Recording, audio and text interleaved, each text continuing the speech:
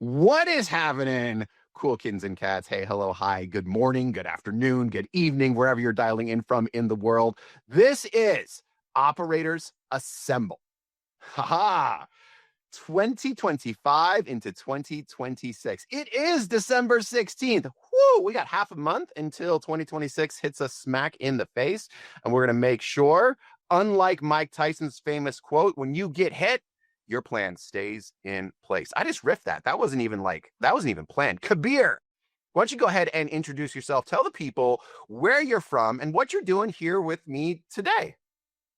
Thank you, Aaron. Always a pleasure to be here with you. I think someone already put in the a chat. Being with you is like natural caffeine. You bring the energy and you get me excited. But my name's Kabir. I'm here with Fulfill. So one of our favorite partners that we get to work with is the operators, and looking forward to chat with you about how our brands will kind of succeed and thrive in 2026. Yeah. Favorite is an understatement. Fulfill some of our OGs. We get a lot of love. Let's put it in quotes, love for the Fulfill ad reads on the podcast. But listen, people, this whole shooting match shebang would not be possible without people like Kabir, Fulfill, and some of the other faces you're going to see today. Speaking of faces, although as good looking and wonderful as Kabir and I are, I'm sure our faces are not the faces you came here to see today. Yeah. This is the illustrious group that you're about to experience. 25 D2C leaders, again, focused on 2026. So why don't we go ahead and take down the slide? Kabir, I will see you later in the day. We'll mix it up with Curtis, and you can go check out Fulfill throughout the day. And we're going to bring on up to the stage our first keynoter of the day, Matt Bertulli from Pela and Lomi. Sir, I am going to get out of here and let you hold court. Awesome. All right. I'm going to try to make this interesting and entertaining because I think annual planning is one of these subjects that can be a little boring. So I've got a handful of slides I'm going to go through. The way I built the slides is this is actually supposed to be shareable. They're not very pretty, but there's a lot of detail on them. They don't look as good as Cherene's. I saw hers earlier. So like, wait till you get to hers. Hers were like the loudest thing you could possibly imagine. My view of annual planning is this. It's both my favorite time of the year. It's also the most frustrating time of the year for me. I think most annual planning is a waste of time. Like people make plans and by February they're out of date. So what I want to do is walk you through how we do it in our company. I've been doing this for 20 years and then how we follow it through, right? And this is more from my seat, CEO seat. And you're going to hear from marketers and how they look at their particular seats and those functions in the business. So let's get into it. I think the thing that we do that a lot of people don't is we do a ton of pre-work. So pre-work is not like a day, right? Annual planning for us is a 2-day session. My exec team flies in. We do it in person. I'll show you some of how we do this, but pre-work for me is 3 big buckets. The first is we do a big product line review. All of this is like happening for the month leading up to annual planning, where we're going through every product for the next, usually it's about 18 months, sometimes 24 months. Our product dev cycles in our companies can be quite long. But I want to go through every single product, what we think it's going to do in business, how much is it going to cost, all of it in great detail so that we come into annual planning with that ready. The second thing we do is we do a draft forecast. So this is not the final forecast. I don't know how we're supposed to do a final forecast until you go through an annual planning session. And then the third thing we do is an actual like first pass of a marketing calendar. So we plot the whole year out. What you will see from us is when we do this work, we're believers in sort of like low tech, high touch approaches to things. So when we do the marketing calendar, this is a good example. It's actually like one of those like Jesse Itzler big ass calendars. And we just literally put stickies on this thing and we're moving them around. We'll probably spend 4 hours just looking at year over year, like what are we going to get done in each of these months and each of these weeks? And all 3 of these elements take us into the first day of annual planning. So day 1 for us is review day. We go through the last 12 months of results. This is like into everything. So what worked, what didn't. Each member of my exec team gives us sort of their perspective on the year. It usually is functioned in like a win, a loss, and a surprise, right? That's how it shows up.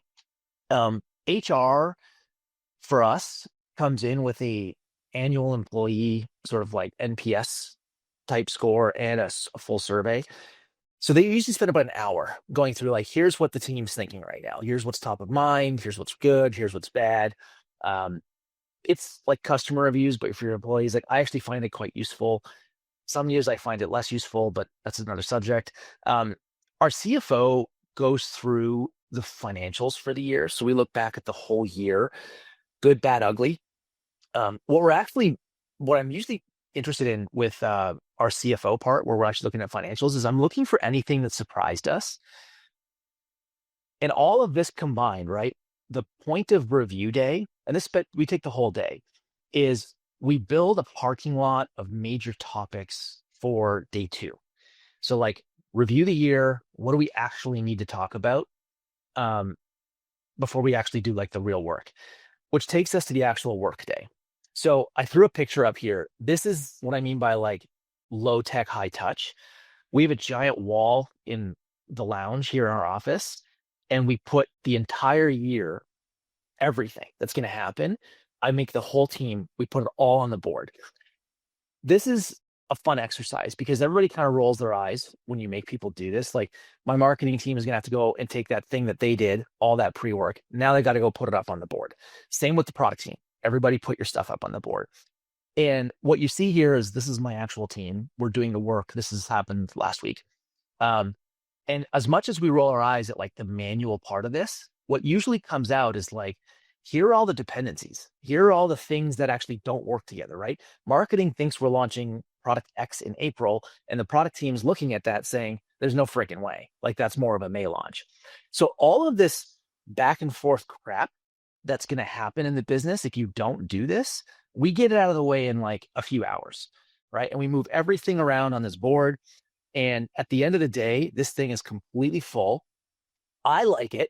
Big part of why I like seeing this happen is it gives me confidence. Like from my seat, have we thought through everything that needs to get done in order to hit this forecast, this thing that we're looking at the same time? You can see that my computer is actually the one at the very bottom of the screen. I sit there with the forecast open. Like this is the budget, this is the plan. And as they're going through plotting out the year, I'm looking at the forecast with my chief of staff, and we're just seeing gaps, right? Like, do we actually have what we think we need in October to hit whatever number is in October? So this back and forth takes a little time. And then what comes out of this sort of calendaring exercise is all of what we call like rocks. So we run on a version of EOS. If you don't know what that is, like Rockefeller Habits, EOS, we use EOS. So we're looking for like the 6 to 12 major things that we need to get done next year to move the business forward. This might sound a little tedious, but it is, even this year, like we've been doing this a long time as a team, even this year, the amount of crap that we found simply by going through, like putting it on a board, helps us with the rest of the planning time. Okay. So then I want to give you sort of like how I interact with planning. I view my role, and I think every founder should view their role, as like your job is to mostly listen, and then it's just to ask questions. Probably the number one trap that I see in most annual planning sessions that I've been involved in is when you come up with the things to get done, there's a lot of ambiguity in how you're going to measure that, right? So like there are only 2 types of things. There's like done or not done. So is it done or not done? And then there is some kind of like measure, like a revenue target, a number of emails acquired, like whatever, right? It's a very objectively measurable thing. I don't like initiatives, any kind, any rock that doesn't have some kind of measure on it. So a lot of the questions that you see here, and again, I built these slides that you guys can just like take them. These are things that I keep open, right? I've got like a little cheat sheet just so that I've got like, I'm sort of fresh thinking with everything that the team is going through. So this is more like CEO stuff. And then I wanted to give you a few bonus points before I'm done here. So one of the big ones is don't forget the squishy stuff. These are the most important people in my company, right? Everybody's important, but like this is my exec team and they're all flying in for this sort of 2-day session. We get dinner together, we get lunch together. We spend a lot of time just like rebuilding and rekindling those relationships. They're important. For the first time in 2026, we're actually doing a daily forecast. I think Curtis and the Portland other team, they do this. So like, we've been in business long enough, particularly the D2C side of the business, that we can do this by day, right? Like map the whole year out. So out of this 2-day session now, we're going to have a daily forecast. The way that we follow up all of our annual planning is, and we run EOS, we run weekly L10s. A lot of founders like to do one-on-ones. I hate one-on-ones. Instead, what we do is a 2-hour weekly meeting on Tuesdays. My entire exec team is there. This is the meeting I show up to. It's pretty much my only like real block of time in the week that I'm spending. It replaces all one-on-ones. I like it when everything is out in a room and you can kind of get, again, it's like all these little dependencies in the company, we get them out in 1-2-hour meeting every week. So we're tracking progress against annual plan every single week. We do rolling 18-month forecasts. So fiscally, right? Fiscal budgets are typically 12 months at a time. That's a fiscal year.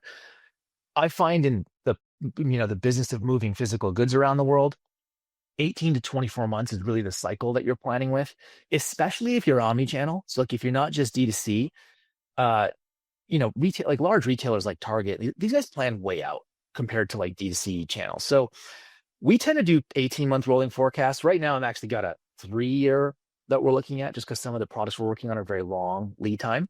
So we go out as far as it's the slowest dependency in the business would be a way to put that.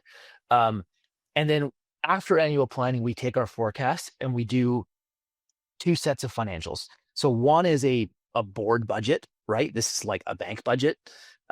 This is a more conservative view of the business, and this is how we budget costing in the company. And then the other is like a forecast that we operate against. So this is more of a stretch target budget. Okay. Second bonus for you. And I think this one gets overlooked. I actually did this last night with my co-founder. We do an annual review process of each other. This is one of the most important relationships in your life. Like basically it's who you marry and then your co-founders. You are going to spend just as much time with your co-founder or multiple of them as you do your spouse. So if you don't invest in either of those relationships, they tend to go poorly. So my co-founder and I, we get together last night, we got together at his house and we sit down for a few hours and we score ourselves, right? So I go through and I score myself. I give him like, here's all the things I'm proud of this year. What did I not get done? And on 3 dimensions, business partner, as a team builder, as a value creator, we score ourselves 1 to 5. And the whole point of this exercise is to allow the other person to provide feedback or commentary on how we're each showing up in this relationship as we build this company. I find that it's an incredibly helpful exercise. Every year I kind of dread a little bit because I never really know what I'm going to get told either. But every year I come out of it. Like last night I got home and my wife asked how'd it go? And I'm like, it's actually great. So I think everybody should be doing a business partner annual review as well. That is all I have. I'm going to leave this thing now. I hope that was helpful.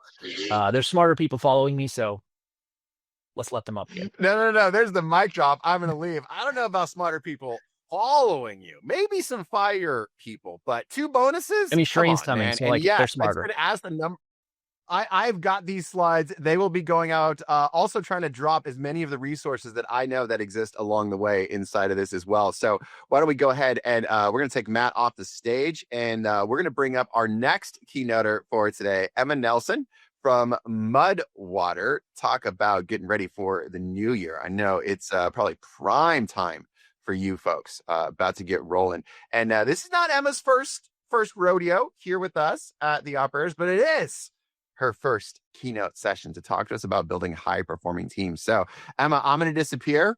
You good to go? Yeah. Can you guys hear me? We all good on sound? Absolutely. You sound great. I'm out. Awesome. Well, that was awesome. That was a great lead-in by Matt. And we do things very similarly over here at Mudwater from an annual planning perspective, but I'm going to focus on building a high-performance team in 2026. So, as Aaron shared, I'm the COO at Mudwater. You guys have probably heard of Mudwater, but if you haven't, we've been around for about 8 years.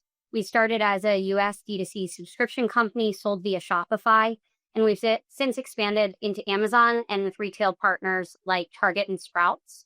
Best known for an original blend of adaptogenic mushrooms that taste like hot chocolate and chai had a healthy-ass baby.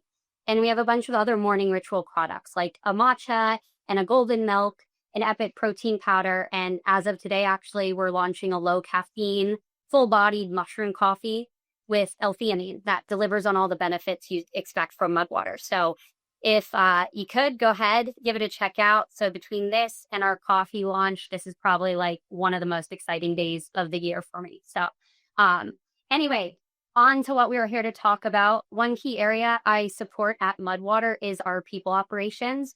So I work hand in hand with our people leaders to grow our team and scope roles for future growth.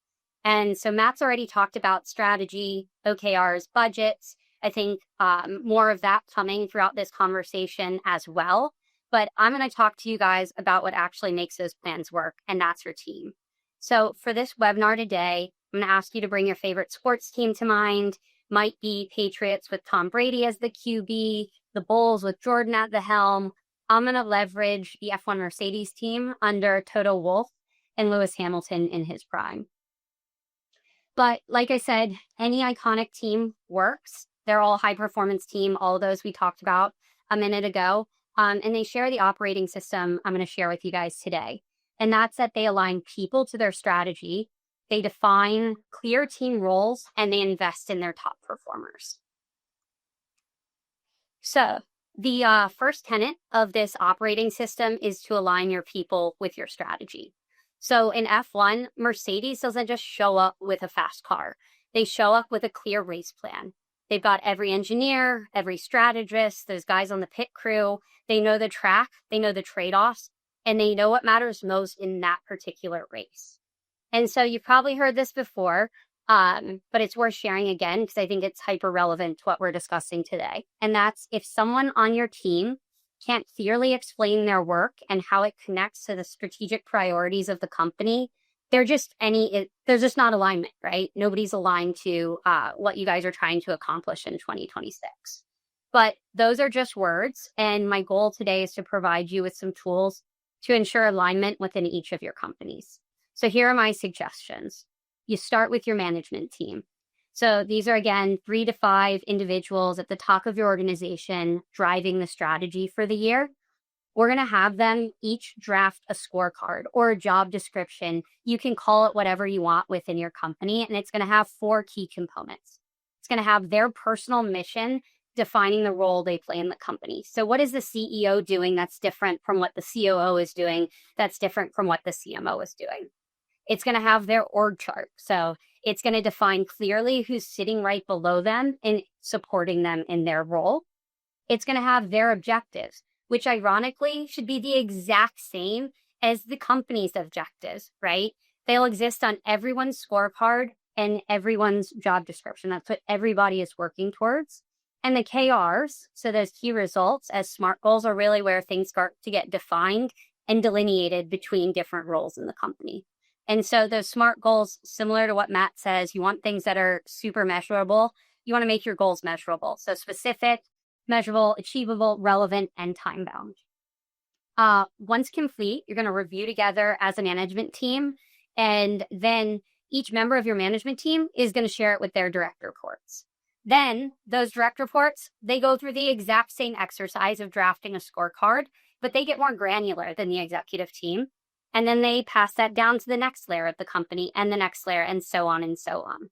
So if you can leverage this process, you'll start to translate strategy into roles, priorities, and decisions, and avoid capable people going fast, but in the wrong direction. So the second tenet of this operating structure is to review roles before you review individuals. So in Formula One, no one blames the driver before asking if the car was designed for the track or the road conditions, or if the strategy team actually made the right calls. And in each of our companies, we can define our team structure in service of our key objectives as a path to ensuring that the team is structured to win. So to accomplish this, you're going to start with a blank org chart. And I've provided an example on the next slide that Aaron can share with you guys and that you can leverage.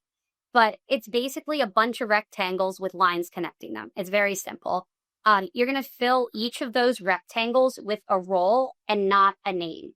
So that's really important. You want to look, again, at the role, not the people that are already in your company. You want to have a blank slate and really use this as the time to envision the company you need to accomplish your goals. You're going to spend some time researching salaries for the roles you've determined critical to your success. And it's not something we have time to get into today, but this is really where you're making sure that the people plan you're developing fits into your overall budget for the year. And then you're going to want to define each of those roles in those rectangles in 1 to 2 sentences. And the reason that's important is because it's determining what you absolutely need to get from that individual to be successful without the fluff. And then finally, you'll want to think about if a role should be external or if you want to look externally and leverage an agency or fractional partner. So some of the things I ask when I'm thinking about, like, is it internal or external, is there truly 40 hours of work for that particular role? Or would a part-time employee make more sense? And then also with respect to if I want to hire somebody externally, I ask if the role requires a very specific expertise and or, like a pulse on the industry, somebody who's seeing multiple businesses operating and can have a perspective there. And in that case, I might want to go with an agency. So once you've filled in that blank org chart with roles, you can go ahead and start to think about your current employees. And so this is where that 360 annual review process, where you're doing upward reviews and peer reviews, comes into practice, self-reviews as well. And it helps you then evaluate your employees, their morale, if they have the support they need, and if they're in the right roles in order to accomplish your goals. And so here is that blank org chart I said that you guys can work with. You can leverage this good old whiteboard. I love the sticky idea. We do a ton of that at Mudwater too, to define your 2026 team.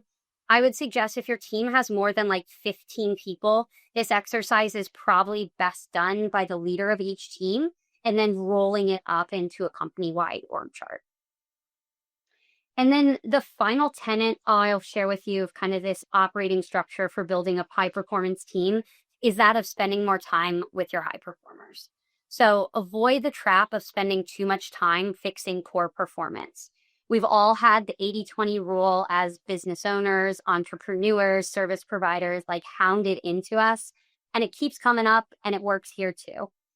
In Formula One, teams design systems to maximize the impact of their strongest drivers. They'll use like their secondary driver, their wingman, fend off the rivals, or sacrifice their own race, right, to make sure the team is winning.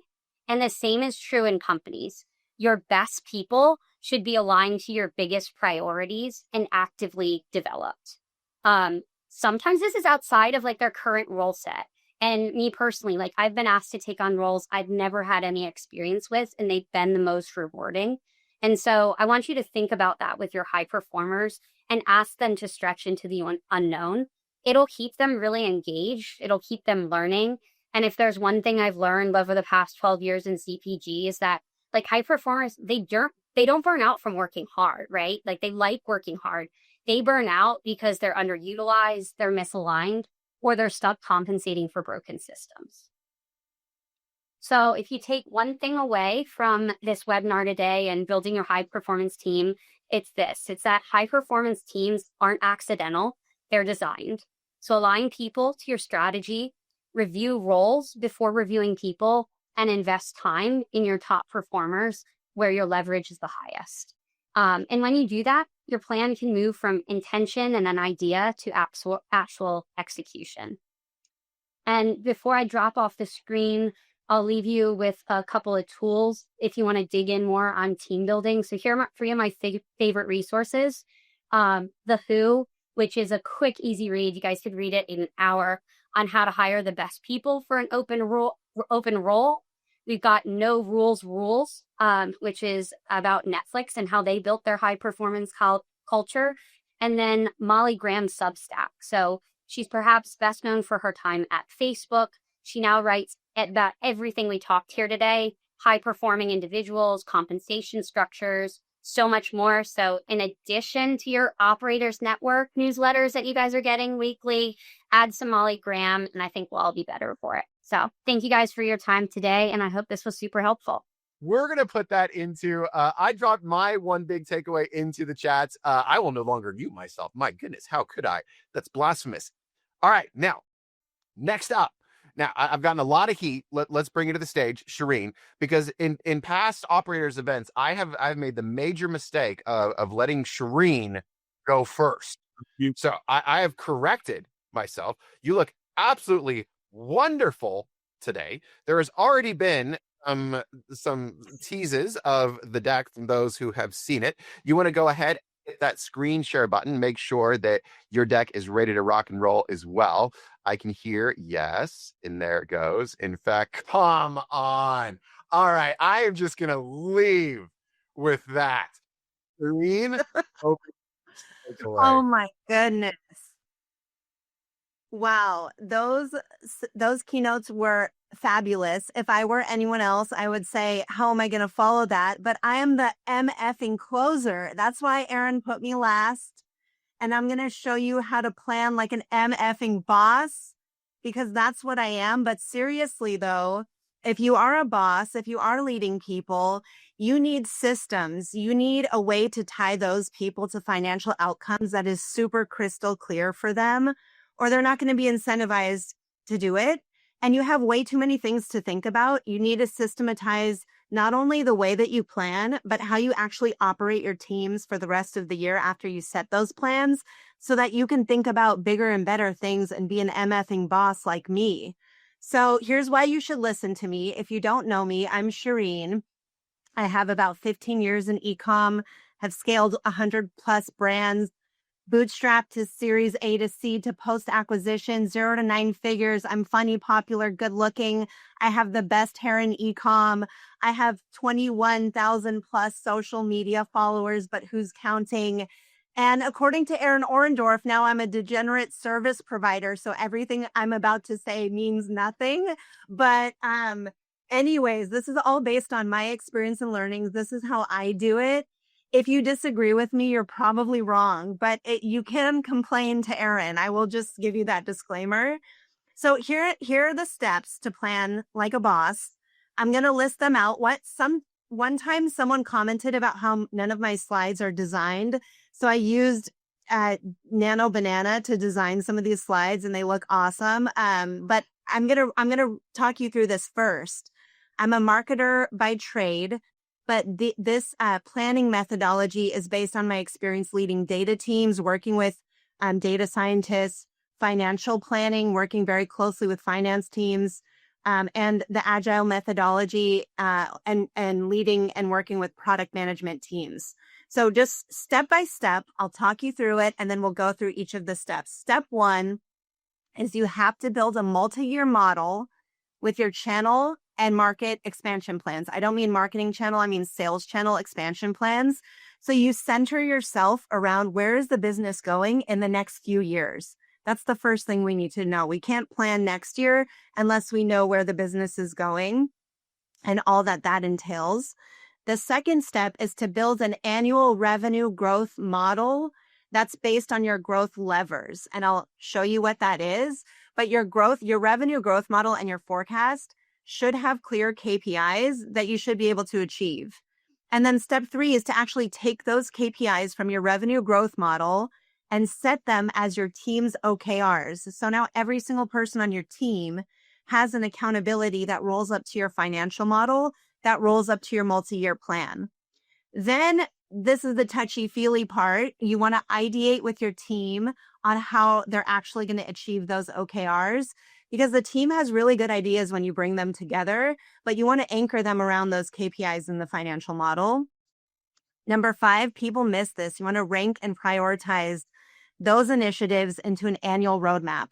Prioritization is amazing. It allows you to have an ideation session and a brainstorm session, and then ruthlessly prioritize which ones are we actually going to do. Number 6 is to refine that roadmap quarterly. And number 7 is to run your team in weekly sprints to progress on the initiatives. Okay, so here's the visual. It's really cool. Number 1, multi-year model is the first step. I'm just going to give you an example. I'm going to show you what this looks like. And there's so many ways that you can do it. There's so many ways that everybody does it. These are all made up numbers.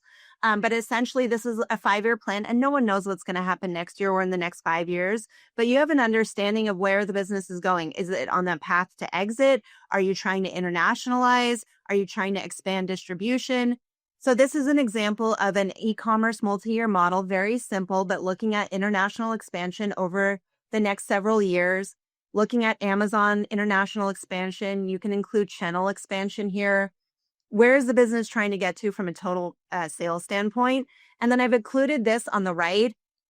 So this spreadsheet, the numbers may actually be broken, but this is just to show you an example. There's a decay rate on the right. So if you're trying to figure out how do I plan the next 5 years of US e-commerce, you can apply a decay rate to your average growth that you've been seeing.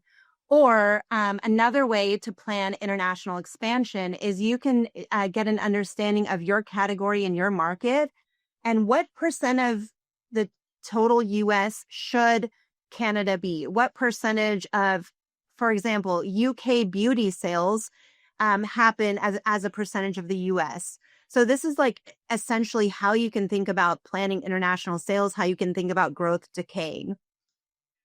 All right. Next step. So that's kind of like the top level. You're kind of making it up, but you're kind of using some math. You're kind of using some decay rates. You're kind of using some market stats. Annual revenue model. This one is a little bit more precise, and you're diving into an actual year. So I'm going to talk you through this because there's a lot here. You want to build an annual revenue growth model that assumes your most important KPIs and what drives your business. So I'm just listing out the assumptions here. And then on the right is a screenshot of like multiple cases, multiple scenarios. So I have to talk you through it because there's a lot to look at. On the left, the assumptions are essentially the foundations of a revenue model. You want to understand your order rate curve. An order rate curve is the way that your customer cohorts are expected to be retained over subsequent months.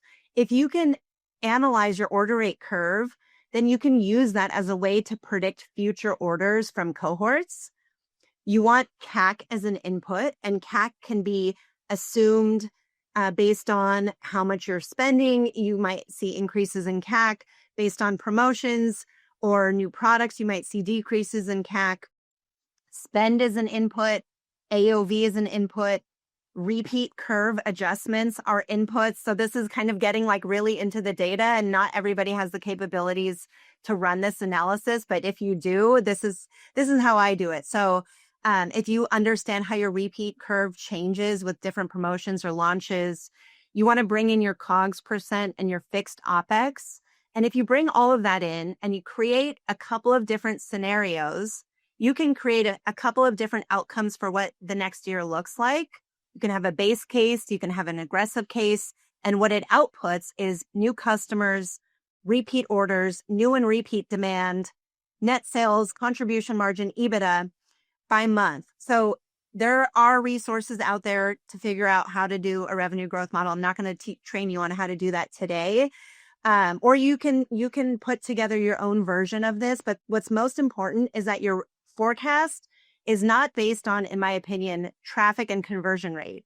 It's based on these growth levers that you can then give to your team as very clear KPIs and OKRs that they can execute against.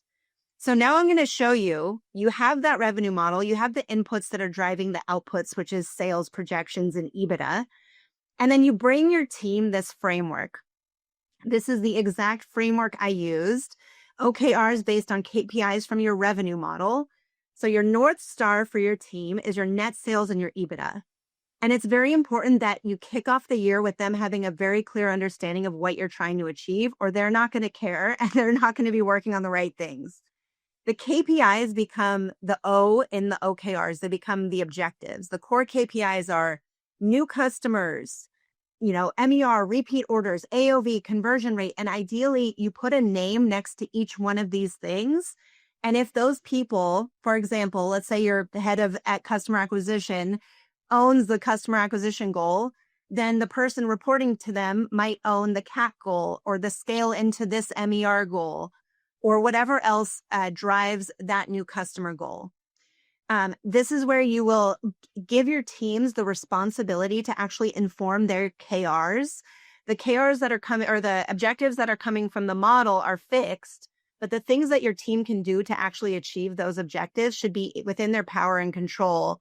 And the team, you should bring them together to have this judgment-free ideation session where they can share good ideas, bad ideas, dumb ideas, like get all the ideas out there, because there's nothing worse than being on a team and feeling like you have ideas and you're not being heard. Get all the ideas out. The bad ideas go to die in prioritization, which is totally fine. We call it prioritization. But it's just a nice way of saying your idea sucked and we're not going to do it, but it's okay, because what's more important is that you gave people a chance to share their ideas. So now we get into prioritization and refine your roadmap. I'm going to cover these two things in one. And I'm just giving you an example. This is a screenshot of Asana at night. So it's black. Asana after dark, guys. Okay. So this is just a 2026 roadmap. It's an example of how you could set it up. It's sections in the project management board. And this is also where leaders fail, is they don't hold their teams to the rigor of using project management tools. Because you do all this planning, you put your name next to things in a spreadsheet, but then you don't give your team a very clear, systematized toolkit on how to actually operate against those initiatives in a way that's clear and organized, in a way that everyone can look at together. It's just like chaos. So you got to bring it into a project management system. This is an example in 2026 of Q4. I'm going to do a direct mail incrementality test during BFCM. We've ranked it as important and not urgent. There's a million ways you can do prioritization. And then I'm tying it to my ecom objective that I'm responsible for, which is repeat orders. So as a team, we bring all the ideas in. We discuss the impact, confidence, and ease of achieving these ideas. You could choose any prioritization framework of your choice. We agree on the priority score and what those initiatives mean to the business and how they're going to impact the outcome. So we have an agreement on the objectives.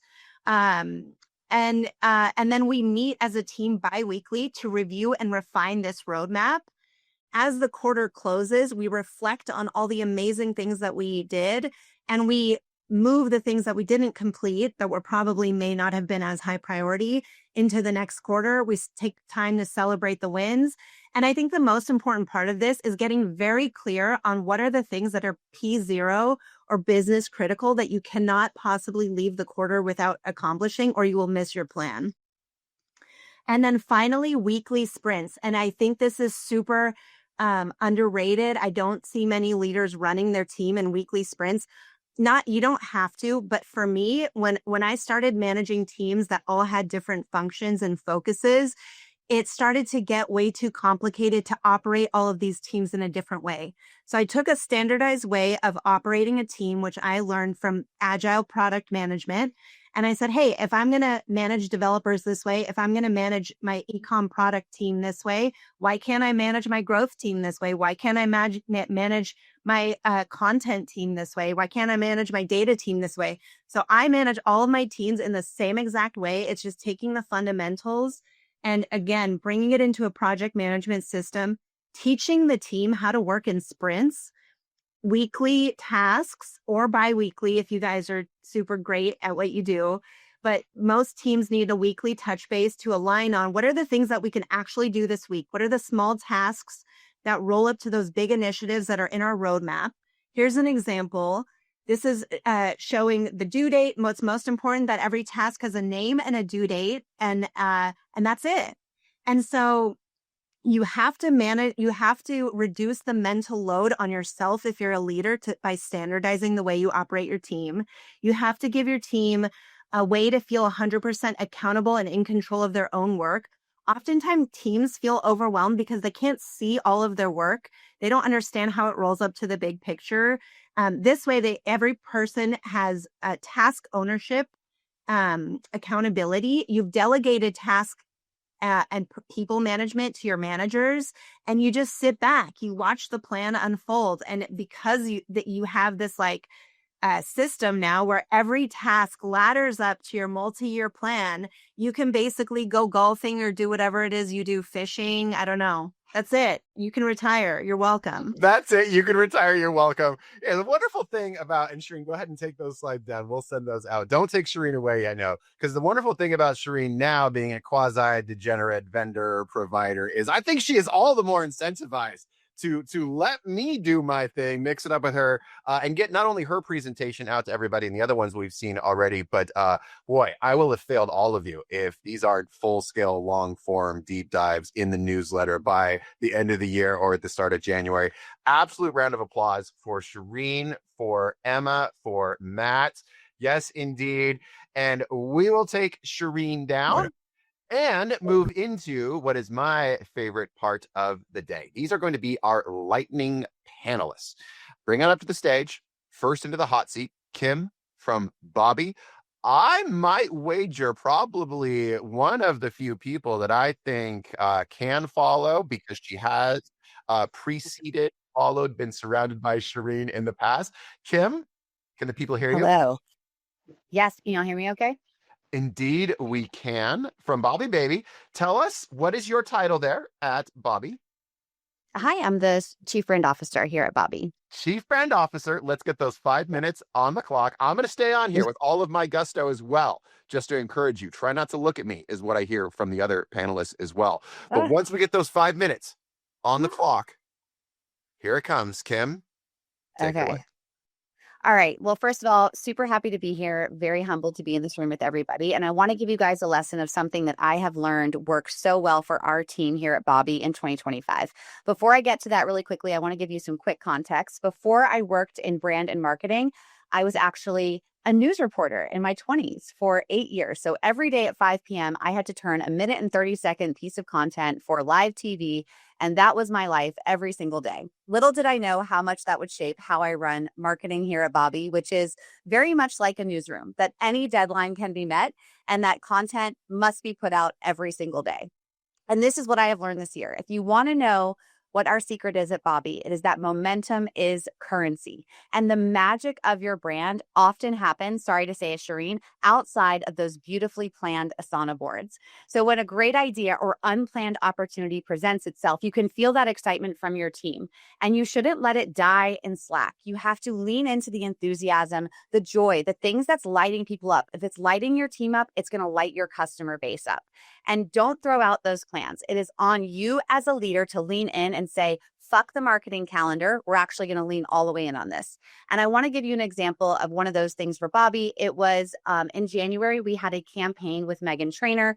We spent all this time on it. We spent money on it. We had a beautiful Figma board and we launched it on a Wednesday in January. On Thursday, the fires in LA broke out and we realized this was not where our time and energy needed to be on Meghan Trainor. We needed to go be a part of the community and be there for them. So we used that momentum for good. And in that moment, in 24 hours, our teams had donations on the ground, a Give a Can functionality live. We were able to help more than 200 families with free subscriptions. And we flipped our Gift a Can option on our website, which allowed our community to participate and give 5,000 cans back. All of this built brand love and awareness for what we stand for at Bobbie, which is showing up for parents in real time.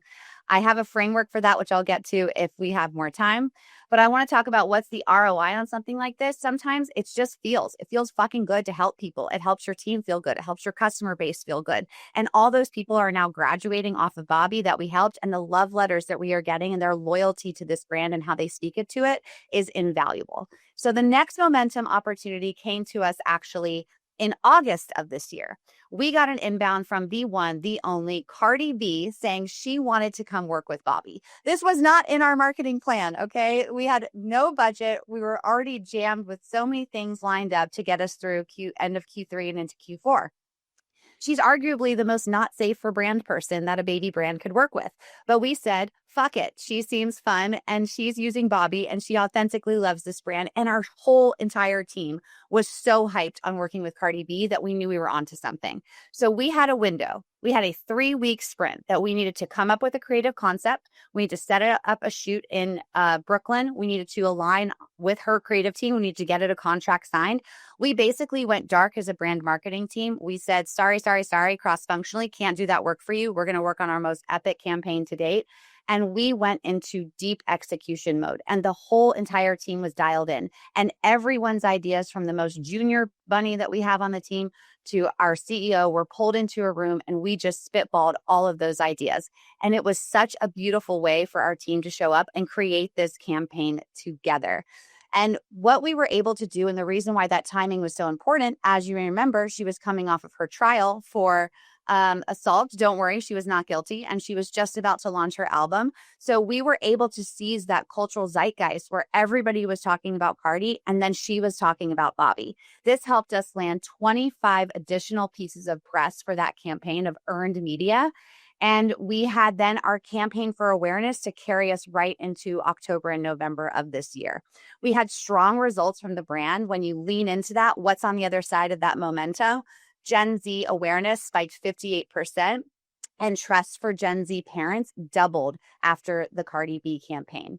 And I want to talk about why building the muscle of momentum is so important. It motivates your team. Creative brand people want to do their very best work. And when you're constantly pushing them to execute, they want to one-up themselves next. It keeps people working from a place of joy. Nimbleness in a brand, I truly believe, is an art, and it can help you set yourself apart in this category. Be responsive, be reactive, meet a deadline. Everything doesn't have to be perfect, but when you go, just go.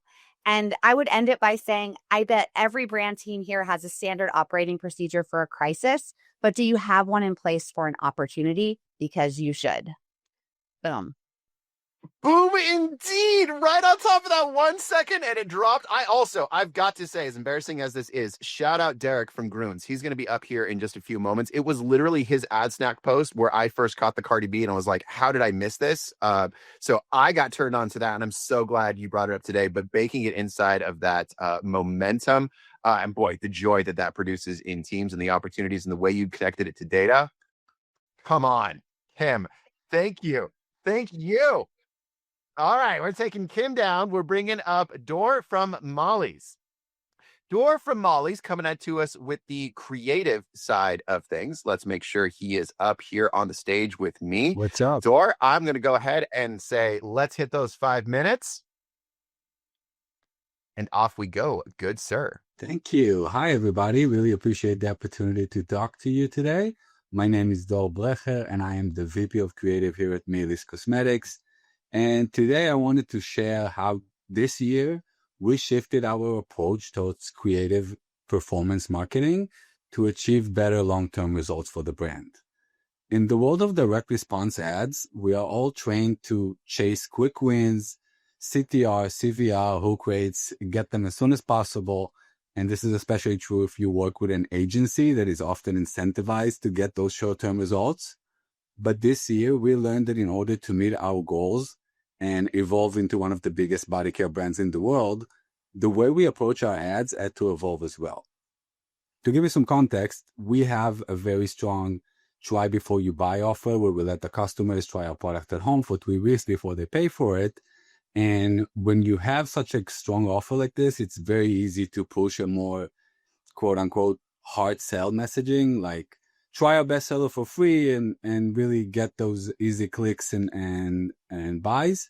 But this year, we also made huge strategic moves as a brand. We shifted towards a more omni-channel approach. We invested more in brand awareness. We expanded our retail presence and a bunch of other key initiatives I don't have time to get into. And we realized that we can't do all of that big brand movements while having our biggest marketing exposure, direct response ads, be misaligned with those brands and just scream free, free, free. So we made a shift, and instead of leaning into the free part of try before you buy and get those easy wins, we focused on creatives that were more branded, educational, and transparent.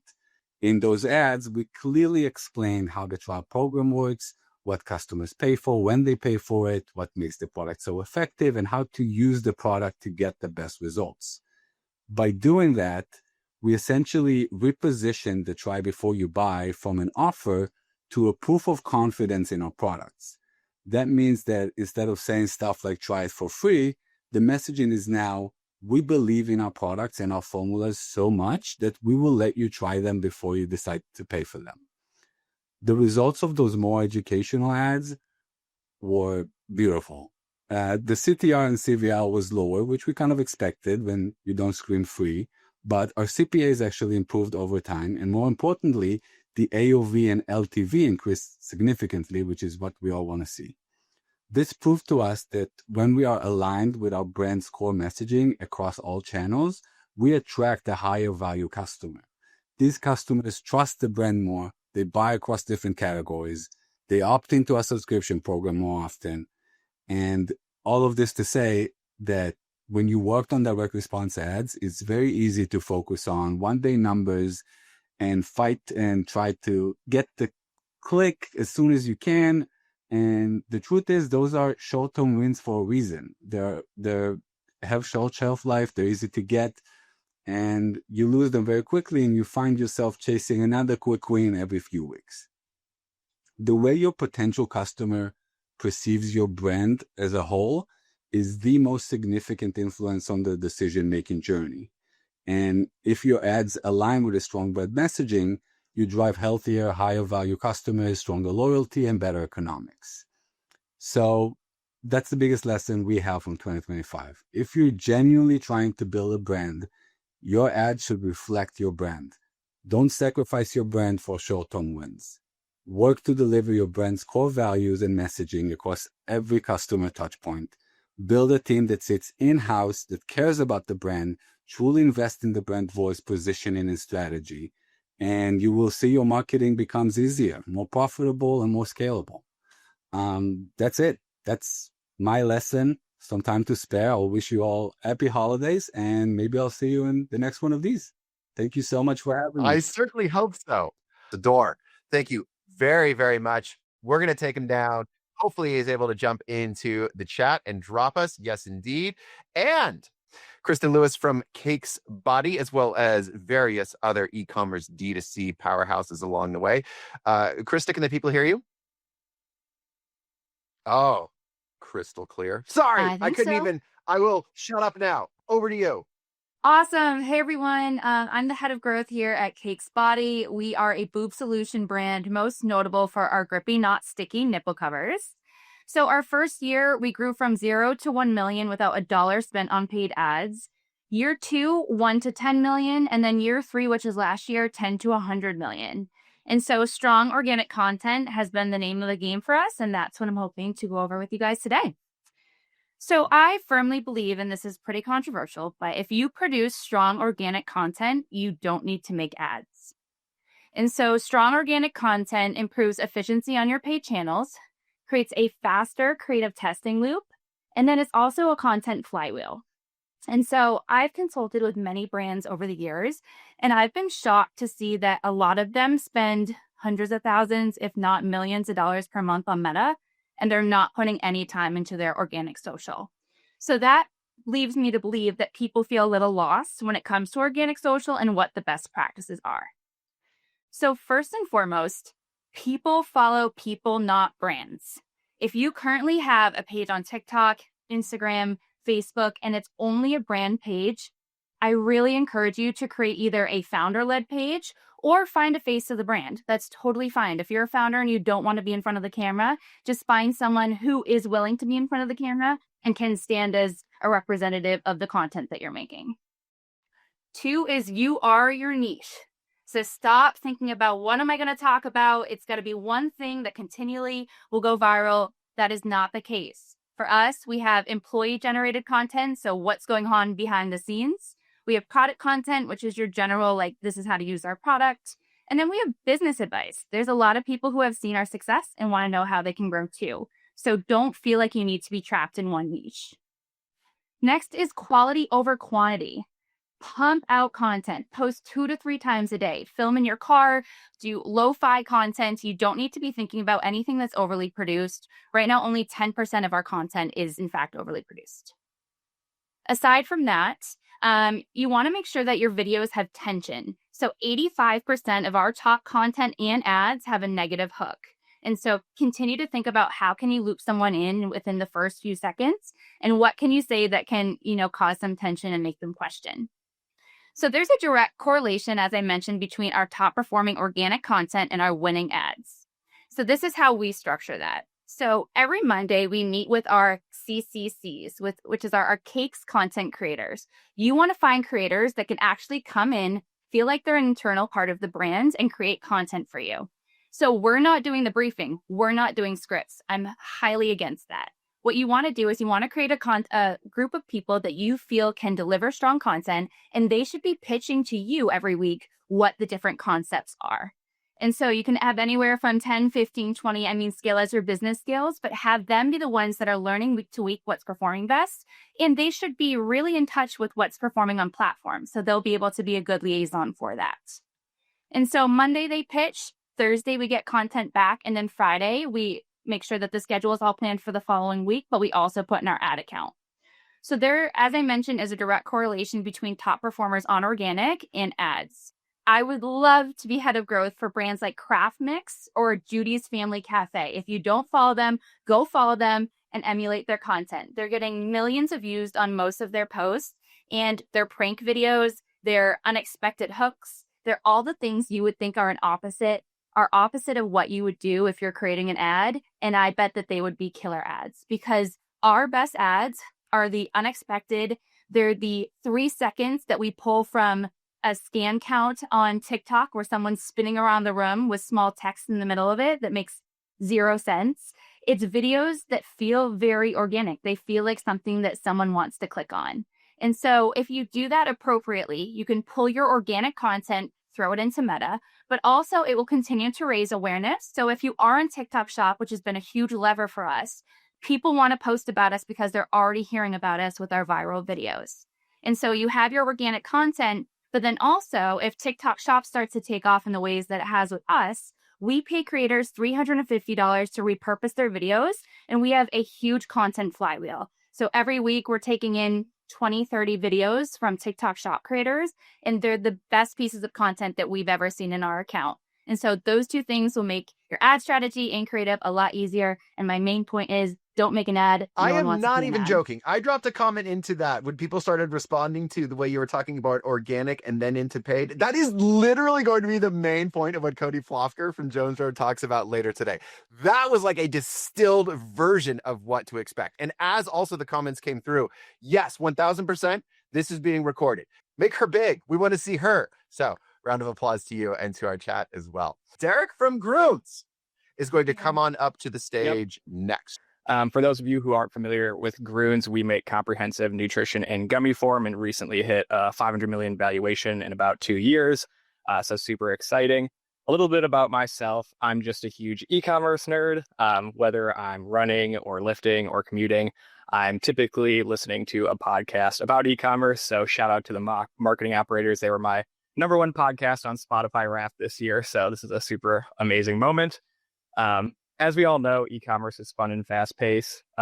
We recently released 3 new products this year, the first being Immune, our immunity gummy, which sold out. The second being our Grüns collaboration in both adults and kids. And the most recent being Juiced, our pre-anything energy gummy. So yes, e-com is fast and fun, but it also doesn't slow down much for decision-making. And it made me realize that mistakes don't often come from bad decisions. They come from rushed or unclear ones. And that's why the biggest lesson I'm taking from 2025 is that you need clear alignments from your executives down to your media buyers if you want to scale in 2026. And a way that I orient myself around this is via a decision tree. So at the very top of your decision tree is your executive alignment. This is where you're going to want to align with finance on your core KPIs. So this can be things like MER or marketing efficiency ratio. They can be things like NCAC or new customer acquisition cost. Whatever you choose, you just want to make sure you turn these into decision rules. So for example, if your MER is above target, maybe you want to raise spend to push more volume. Maybe if it's below target, you want to reduce spend and recalibrate and optimize. However, your KPI should always trigger actions and not debates. Once you have your rules set, you'll then want to align these to both your forecasting and pacing. I highly recommend breaking down pacing by year, month, day, and even hour for key events like Black Friday, Cyber Monday. You can orient your pacing around a % year-over-year growth number. However, pacing can become a very heavy topic, so I highly recommend you check out London. He's the director of paid media at Hexclad on X. He has a sweet pacing template that you guys can check out. So from here, you have clear alignment on KPIs and how to pace against them, which then leads to your manager alignment. I know a lot of people can probably relate to this being in BFCM and feeling uncertain whether to cut and scale where. Maybe AppLovin has a low percent new visits, but a higher ROAS. Maybe Meta has a lower ROAS, but a higher percent new visits. And I think this is where the alignment piece matters the most. So I like to orient my managers in a measurement framework. And the one that we prefer is around incrementality. So we rank our channels in like a first and last out kind of basis on where to cut or scale first. You can use this incrementality data as well to calibrate MMM models. You can also use it to calibrate your MTAs via incrementality factors. And then the last piece of this is also just making sure your MTA dashboard benchmarks roll up to your new KPIs that you have set. I kind of like to use a half marathon analogy for this one. MTA kind of becomes our daily training where you're practicing every day, you're doing new tests, and then house becomes our race day. Well, we're measuring total impact and lift. So from here, you have your KPIs, your flows, and how you're measuring impact. And the last step is then to align your media buying team. Media buying can be really confusing in 2025. So I want to bring some clarity to here. Sometimes you don't know whether to look at cash or accrual. You don't know whether to look at clicks and views or clicks only if you're using an MTA model. And I don't think it's about choosing just one specific one. I think it's about understanding what each different one means. So for example, I'll use cash view for reporting because it's when your dollars come in and it should align to your financials into Shopify. I'll use accrual for media buying because it shows when your marketing touch points occurs. I'll usually play with different kinds of models. So for top of funnel impact, I'll use something like clicks and views. However, though, I think it's important to validate this data since it does use modeled data. So I'll validate with clicks only because it uses non-modeled data. And then again, the last piece that's super important to remember is to ensure that you're using your MTA benchmarks that correlate to periods of success, since using clicks or clicks and views will throw that off a little bit. So from here, you have your executives aligned to your core KPIs, you have managers measuring, and you have your media buyers optimizing, all towards the same common goal. So in summary, Grüns supports your gut with clean inputs, and decision trees can help you support business alignment in 2026.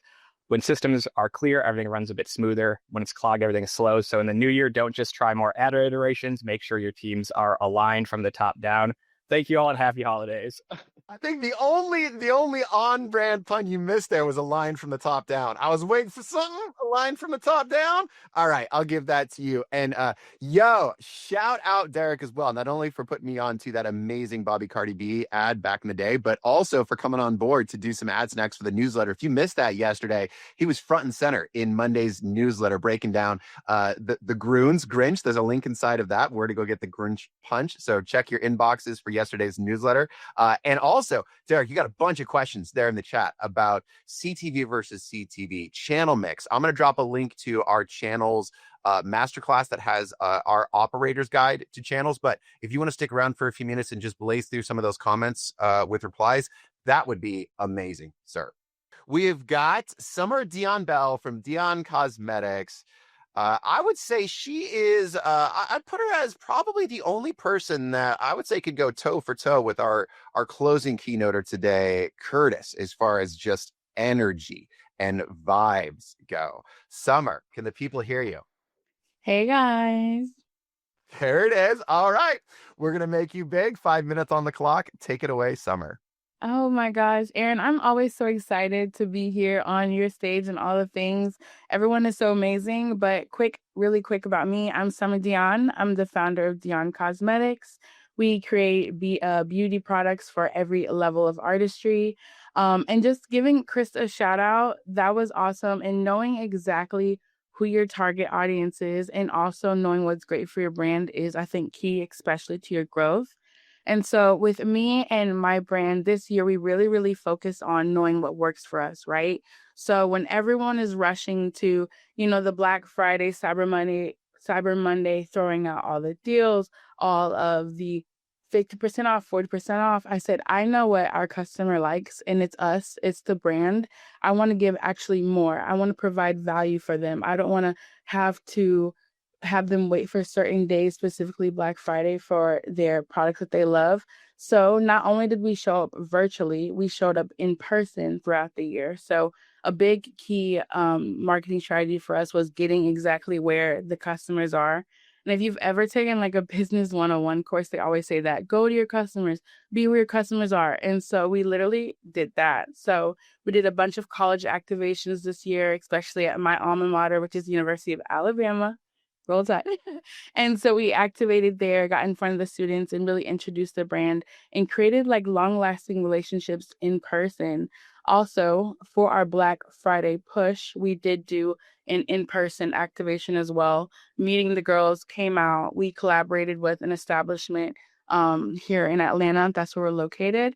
We were able to shade match, sample, ask questions, let them feel the products. Because with beauty, you know, all the shades and all the components within the products, sometimes the one thing that's missing is that one-to-one connection. And so for us this year, it was always getting in front of our customers and knowing exactly what they like. Oh, I see some down in the chat. And with that, yes, I will say we've got a couple more minutes left as far as the IRL stuff goes, because what I was super interested in that is it seems to almost buck the trend of people more and more finding their digital identities online and their actual identities online, where it almost seems like you're getting a 2-for-1, especially with those college campus activations, where it's almost like the LTV, the value of somebody who buys in early to something like a product that they're going to use for an extended period of their life is incredibly high. But it also feels like such a differentiation, not just in the IRL activation, but also for Black Friday. Now, is that your approach to it? Is there a level of we also create social assets that then roll out of this? Are there additional benefits to those sort of activations? Yeah, so I have a lot of fun on our social campaigns. And I'm seeing all like the other college, like, you know, chat and shout outs in the chat. I'm ignoring it. Roll Tide. And so we have a lot of fun with our social campaigns. And we also just take note of what our customers like. If you've ever followed with our brand since day one, we've only used customers and our team within our marketing. So when they're able to see those familiar faces as well, yeah, in marketing, they get really excited about that. And so we do a lot of teasers. We do a lot of things that lead up to showing like we're coming to you. And so a lot of brands, I think, sometimes skip over those schools and they want to just go to, you know, the super big ones that people don't think about. And so I'm like, I want to not only go to one of the best universities ever, but I want to also go to the state schools. I want to meet the girls in person. I want to talk to them. So it's a really great connection. So you've got the time as far as getting them early, growing the value. I could say too, I gotta think that in the chat right now that you're ignoring is nostalgia factor as well. Yeah. Like you hit somebody in their feelers and it's just like instant identification, which is so powerful.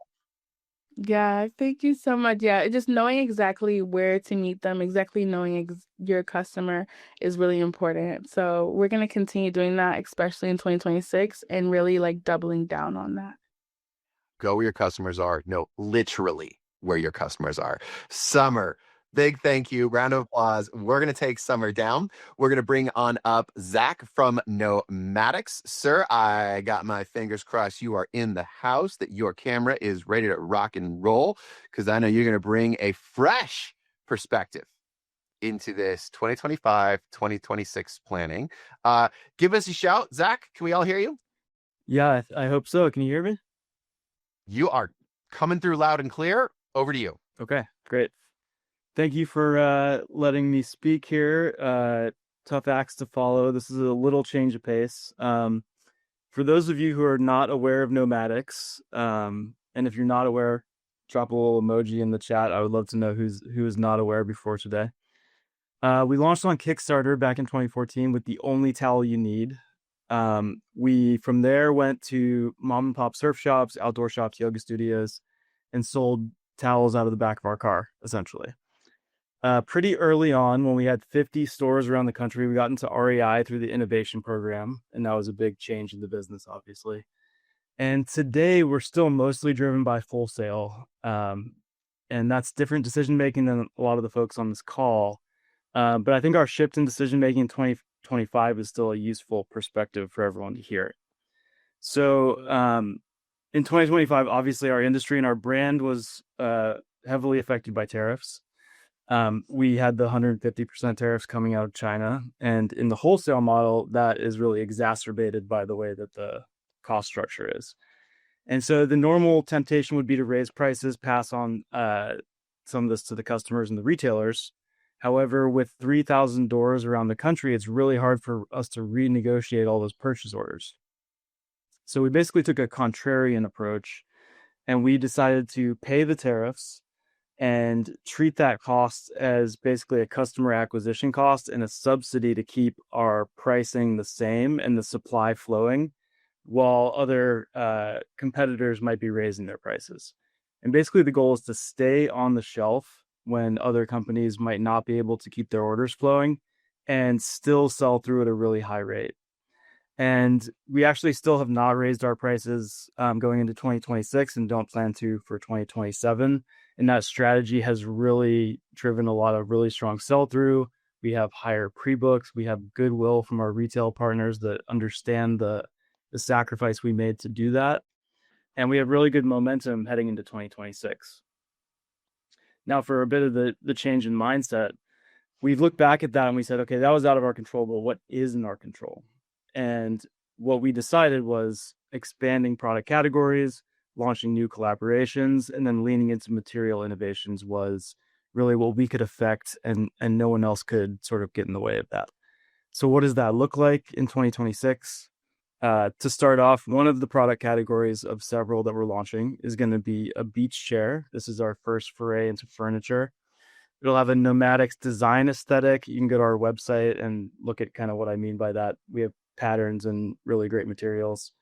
And so it's going to be an amazing design, and we're going to keep the price point really accessible, around $80. We're expecting this to just be a really great value exchange for the customer.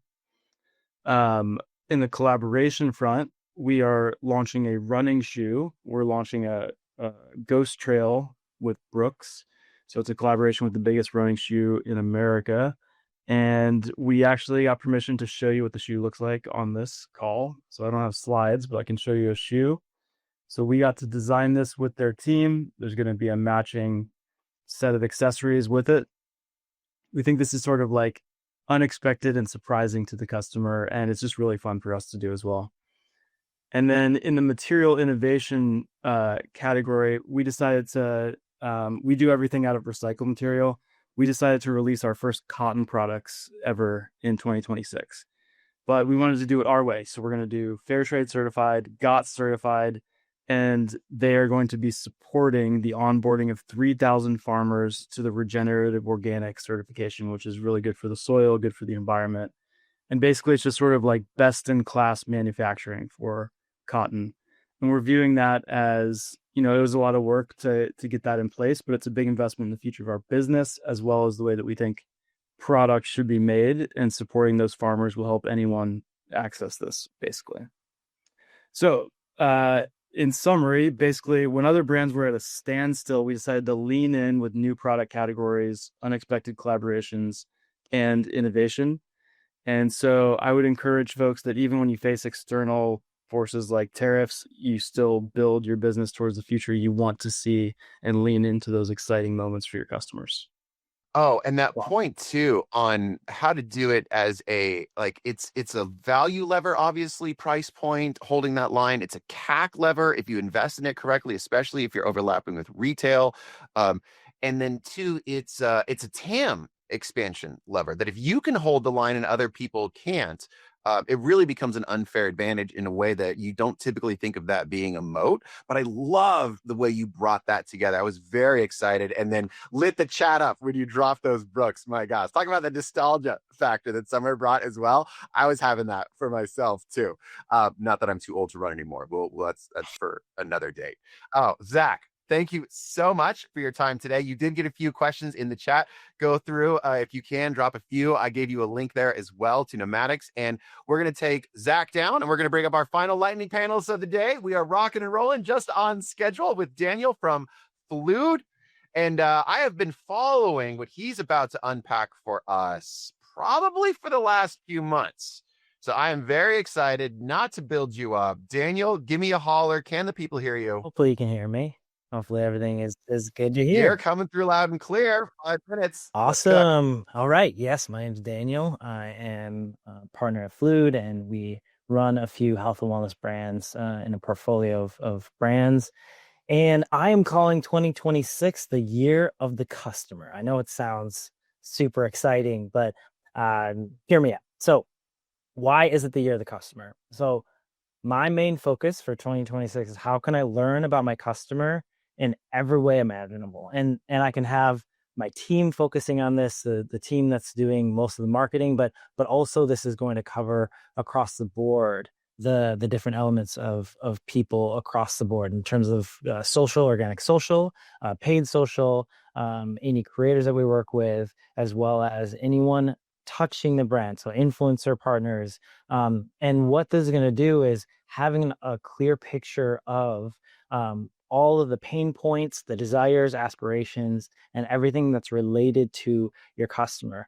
I think what I've seen, the most impactful thing that can happen for a brand is when we look at our actual customer and understand them, not what we think, who we think they are, but who they actually are, what they read, what they watch, what they consume, and understanding them in a deep way. Then you actually are able to start looking at what their questions are, what their true questions are, what their actual pain points are. And you start to go deeper into the issues that they actually face on a daily basis, what they think about, what they talk about, what language that they use. And I think it's easy to be like, okay, this is our, ICP or ideal customer profile, and they're this demographic and blah, blah, blah, blah. They're a 40-year-old man named Jeff. And we think that that's kind of how we should think about our customer. But when we go deeper into this, we start to understand that it's a very different way to think about it. That's even better. So one of the things that I think about is, how are you doing deep research? Whether it's you or your team, a team of people, depending on how big your brand is, to really doing deep research. What that looks like is going into places like Reddit, doing manual research, not just relying on AI, but doing manual research and then feeding AI tools this information to make that more robust. Going out and having different tools go in, building prompts to actually have them build out more research, deep research, to give you more information about your customer. Actually reading through reviews and compiling those and putting those in categories and understanding that information so that you can understand exactly why they're buying your product, what their pain points are being solved, and understanding them in a deeper way so that you can actually talk to them through organic social, through paid social, and you can actually reach them where they are. Also, when you think about outreach, so how many people are actually calling their customers? I think one of the biggest advantages that any D2C brand can do is actually going and calling customers, calling 3 customers a day or 3 customers a week, whatever you feel like is possible. Somebody should be talking to customers, asking them questions, and understanding what from them, from their words, recording this type of stuff with their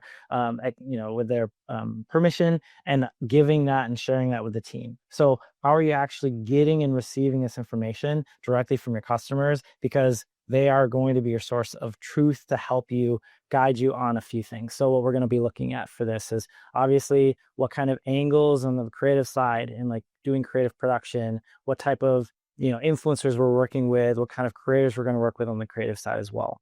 The other part of it is how are we thinking about creative product innovation and product expansion.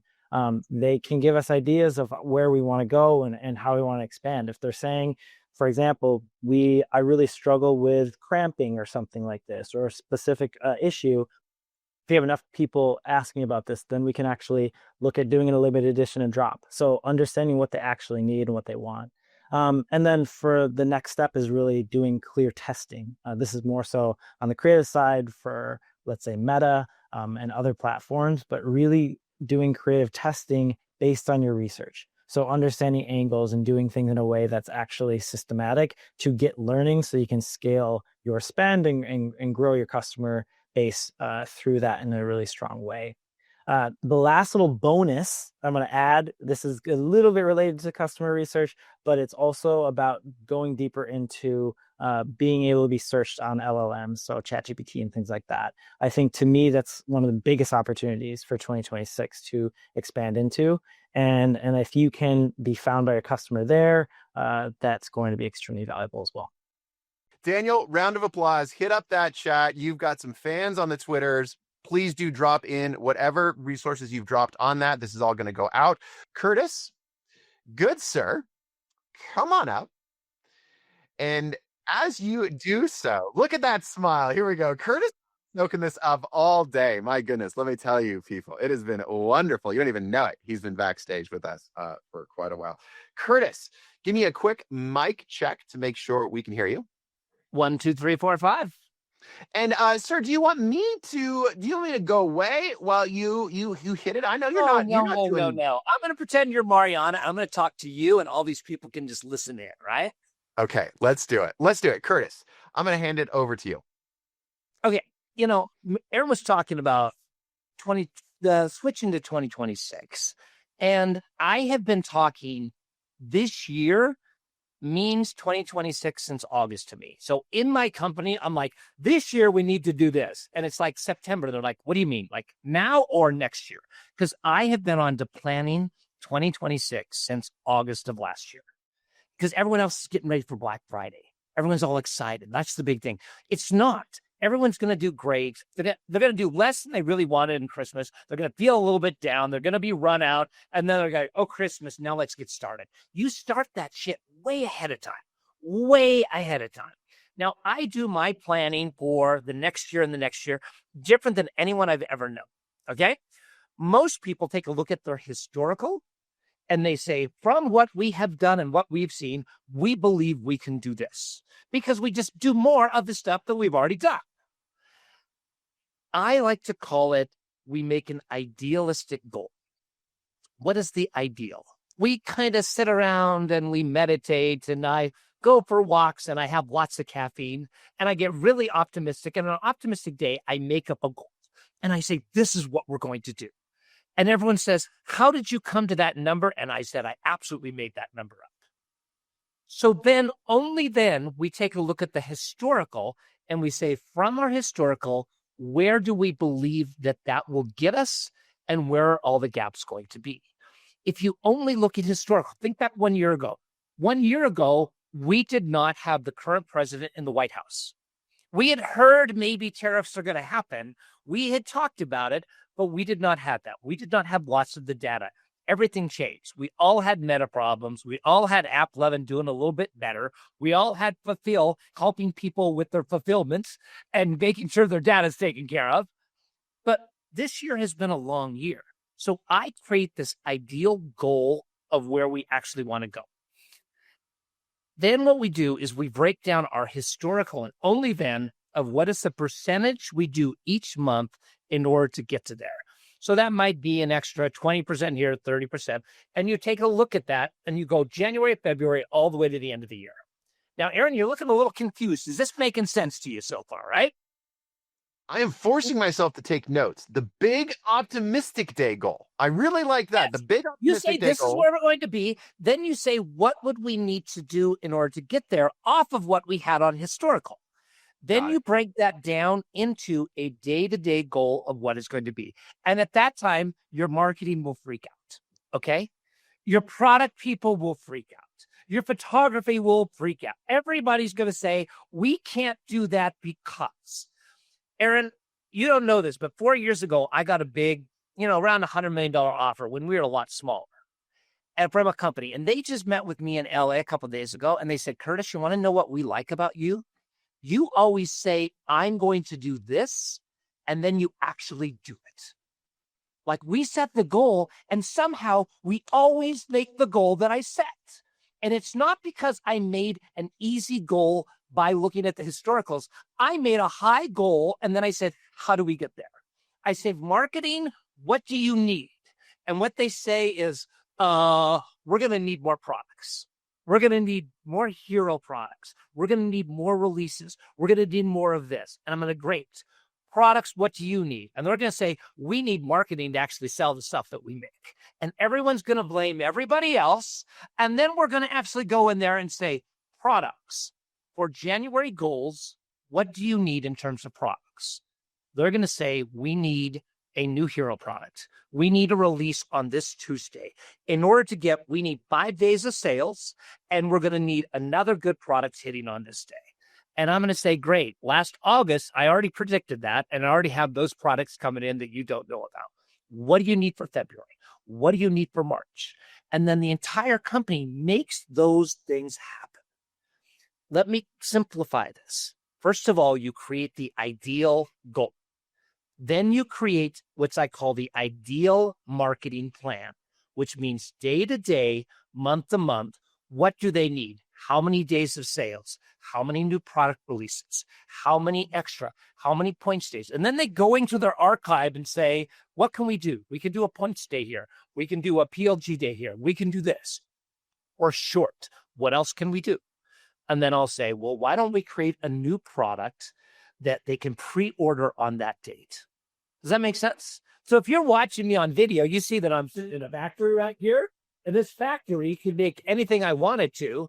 And I actually create the products to make sure that that goal actually happens. And then after we go with marketing and they create all the sales and everything, we go to products and we say, you guys have to pick it up. We need more for March. We need more for April. We need more for June. We had 12 days of Christmas, Aaron, this year. We had 2 to 3 new products come out for 12 straight days in December. We planned those last January because they said, in order to reach that goal, I need to be really strong from December 5th through the December 17th. And so we literally created an extra 200,000-300,000 every day by making the products in January. If we had just done historicals, we never would have created those products and reached that goal. So, you know, I listened to a lot of it today. You said I was here backstage, but I listened to a lot of the speakers here. And I'm going to tell you, there's some brilliant people.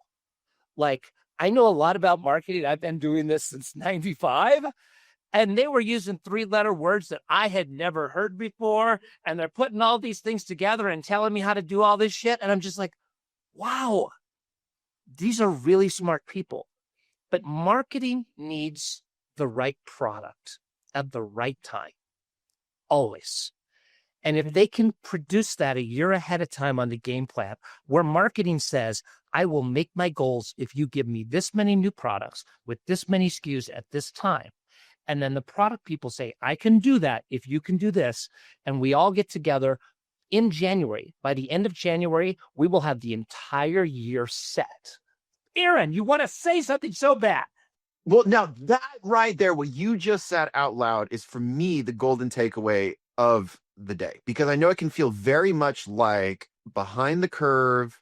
You know, Matt opened this whole thing with here's what we just did for 2 full days. This was the plan, right? And it can feel so much like already behind. It's overwhelming. And what you just said out loud was, come January, we've got our big audacious goal that you dream up on your optimistic day. You throw the historicals at it to tell me why it's disconnected from reality. And then product marketing, product, how do we get there? But you just said in January, because you're looking out forward then to those product releases that are still to come. And it's like, okay, people, if you heard nothing else today, hear that. That's your marching orders. We're going to have new data come in. Like, we're going to find things out about Christmas right now that we couldn't plan next Christmas until we're at the end of it, right? So I've been planning January, February, March, April for a little while. But hey, how do we hit October, November, and December? Everybody goes out there and they hit it and they complain of Black Friday and they're like, okay, well, next year. And then they start in January. We're going to start in January planning, creating products, SKUs, ordering materials, doing new versions to fill what we're going to have next December, because right now is when we know, I wish we had something better. I wish we had more small goods. I wish we had more products we could bundle. We ran out of our bundles because we sold too many of those darn things, right? You've got to take what you learn now and then put them in to create that and then get everyone on board. While it's fresh and while it's hot, and in a lot of ways, especially while the pain still exists of what could have been. That's the real benefit of it's one thing to wallow in it. And I loved how you opened with the beginning. I think what I wrote in the chat was like, it's so human to be like, right. You either crushed it, which very few, let's be honest, like I've seen the data industry wide, very few people crushed it. Right. What more likely happened is you might have hit your goals or a little bit below your goals, or, there's these pieces of like, you just don't feel like you're absolutely winning. Take that and turn it into something useful, which is as practical as you were just like from the 1st to the 17th, from post Cyber Monday to shipping cutoffs. What are the products in the marketing mix that we need next year to make what didn't work this year work? I'm a salesman. And I think all great salesmen can be great marketers if they're able to put that together. So I could have beat my goal by 20% and I'd still be pissed off. I'd be still saying, what did I miss? But oh my gosh, things happen that we didn't know. Things happen. We're going to do our goals, Aaron. We're going to run. And in April, we're going to freak out. We're literally going to freak out again and say, these things are working, but these things aren't. We need to recalibrate. Yeah. We need to redo it. That's what our team does. You know McCoy Merkley. He's the best CMO in the business. And sorry for the marketing operators. McCoy is the best. And whenever I have a big problem, I call him up freaking out because I'm over caffeinated, right? And I call him up and I say, what the hell are we going to do? And he says, what do we do all the time? We figure it out. We're going to go for it. We're going to figure it out. So we set these audacious, wonderful goals. And then we say, what do we need to create to make those goals? Because some of those things they don't exist right now. New products do not exist. There are products that I will release in February of this year, in 6 to 8 weeks, that aren't even a product yet. Because I'll say, I need 2 more products. How do I do it? And I will rush with design and we'll make a products to fit the gaps that we think are going to fall short. Now, how long has Portland Leather been in this game? Just what's the number right now? We're 10 years this year. Okay. Yeah. And you started this with an enormous trust fund, right? You were wildly independently wealthy. My girlfriend had this big fund of trust that she trusted me, and she quit her freaking job in order to do this, right? And the day she quit, she said, what are we going to do? And I said, leather journals. And she said, I'm screwed. Like we're totally out of business. But we did it with the goal of doing $1 million. And then we did it. And how we did that, I don't even know how we did it. We made shit up all the way. How do we do 2? How did we do 4? How did we do 8, 16, 32, 64? But we always made that goal. Always. And that's what I wanted to highlight in that moment of, your trust fund, which, by the way, that was a great turn of phrase right there. That was a beautiful comeback to that. That was not planned, people. No. It's like whatever that scale is for you next year, it can be applied. And what I love about hanging out with someone like you, Curtis, is that you had none advantage that no one else had to begin with to do this outside of this is the goal. What do we need to do to get there? Which is such a beautiful thought experiment in that role. And then slowly collecting the people and the facilities to continue to build on top of that. Right. So it's a long game. I'm a manipulative person. So I created something called the ideal marketing plan. Right. And I said, in order to get to this goal, marketing team, what do you need in order to get there? How many days of sales? How many secret sales? How many point days? What? Tell me ahead of time, like draw out the entire year. What do you need? And I'm like, well, if we could get all of these things, we could make the goal. I'm like, if I give you all of those things, we can make the goal. And they're like, yes. So then I create all of those things. Now that's still going to fall short. Something's going to go wrong in that. And something they predicted is not going to work. So in April, we're redoing it. In June, we're redoing it. August, we're redoing it. We made a decision today to change something in the next 3 days because we want to pop an extra $1.5 million. We did that today. I looked at the numbers. I said, sure would be nicer to have that extra $1.5 million. I called up. They said, not possible. Made 5 more calls. They said, it's possible. We put it into play, and I'm guaranteeing you're going to do that, right? Boy. Because we said we've got to get it done. And you talk about the job. Marketers do. Marketers, hey, they're brilliant. They know how to go on there and say, this is what's going on. But entrepreneurs need to put all of those things together, hook all of those people up and get them working in the right direction together. See, and I was about to say, go ahead, I was about to say that's the job of the CEO. And the fact that you use the word entrepreneur, that's the jam right there. That is For the dyed in the wool folks that have hung out with us now here nigh past 3 hours, that I think is the point to end on. On top of which, what I'll say too is Curtis actually put out a fabulous long form post on both X and LinkedIn on this exact topic. I'll make sure we grab that and send it out with the replay as well, so you can get your teeth into some of these actual step-by-steps where he talks about the big goal, the month by month, the marketing, the product, the marketing, how that goes back and forth. Great comments on both of those. I'll make sure that people get them there too. Curtis. Oh, all right. Hey, So it's now a pleasure. I'm not the end. We have an amazing person coming up in just a little bit, right? We have one more person. In fact, I'm gonna invite. I'm not even the closer. Yeah. And I can't believe we're just shy of 200 folks. I just tried to. Kabir, are you coming up? Yeah, there it is. Well, they didn't hang around for me. Kabir, they hung around to hear what you had to say. So good luck, my friend. Thanks, Aaron. We really appreciate it. Back at you. Kabir, any closing thoughts, ideas that you really want to, what are you taking away from today on into next year?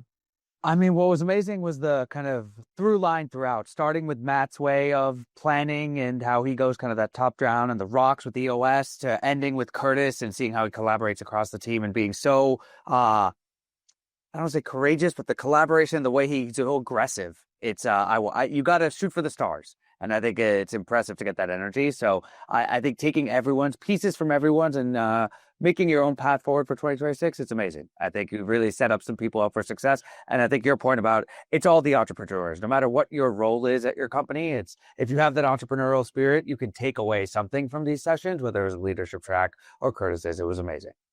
Yeah, you're so right on that front of, we've got the executive leadership track, CEOs, president, founders, that sort of thing. That's the entrepreneurial heartbeat, obviously.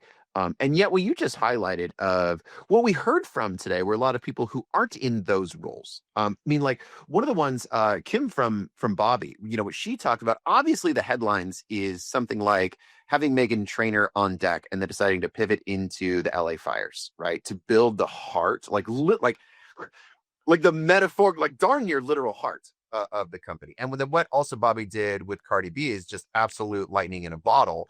And yet, her emphasis there was on make room for momentum, because momentum, it not only produces these outlier effects for your business, she majored on the joy it brings to the people that are involved in it. And I love that sort of like that energy, that entrepreneurial spirit, not divorced from data. She's leading brand at Bobbie, not divorced from data, but still backed up by it. Boy, great point from yours. There's such a good overlap there on all these things of the qualitative and the quantitative, the big audacious goals when you need to get there versus the, what Cherene brought with, all right, here's the spreadsheet. You're going to have, and your parts of your market are going to degrade. You need to understand that if this is your EBITDA and top line sales, then somebody's going to own CAC and somebody's going to own MER below that, and somebody's going to own AOV. It's like, dude, it's that beautiful mix of both sides coming together. And taking that ownership, no matter what aspect of the business you're responsible for, it's like you should own it and you can drive it and you can take the tips from today and use that entrepreneurial spirit to really go to 2026 with that new motivation. And I think that's what excited me about today. It really was inspirational. Dude, inspirational and own it. I'll end with this because that was, dude, you didn't even know. You just spoke to my heart. I was in a situation about a week ago where I saw something coming down the pipe and I was like, that's not technically my responsibility. So I'm not going to get in the mix. I'm just going to sort of like let it go. I'll be in the meetings, but I'm not going to throw down on this. Right. And after this one particular meeting, I realized that didn't go as well as it should have. I could have contributed more, and I abdicated my responsibility because it wasn't mine. And I said out loud to literally Mike Beckham on a phone call where I was like, because this was an operator stuff. And I was like, dude, I abdicated my responsibility. I didn't own that. I want to own it. That is such a, dude, come on, man. I'm coming away with that. Yeah, it feels easy in the moment, but it feels better to take it, own it, and then see the end result. And then you can really own that end result and feel the accomplishment. So I think everyone here today who stayed with us, I mean, come on, over 100 of you after a few hours. I'm impressed with all of you. And it's been a great day. Thank you, Aaron. I can't wait to send out all these replays and the resources, lots of follow-ups to come. Big thank you to Fulfill Kabir, Matt's here backstage, my homie. I've said it and it's a little cliche. It was, but those are the people that make this possible so we can do what we do. And mad thank you to all of the keynoters today, the panelists that came and gave their time, the operators themselves who dialed into this, whether they're, show hosts or otherwise to come and give this value. Thank you very much, everybody. And we will see you on the other side of that 2025-2026 divide.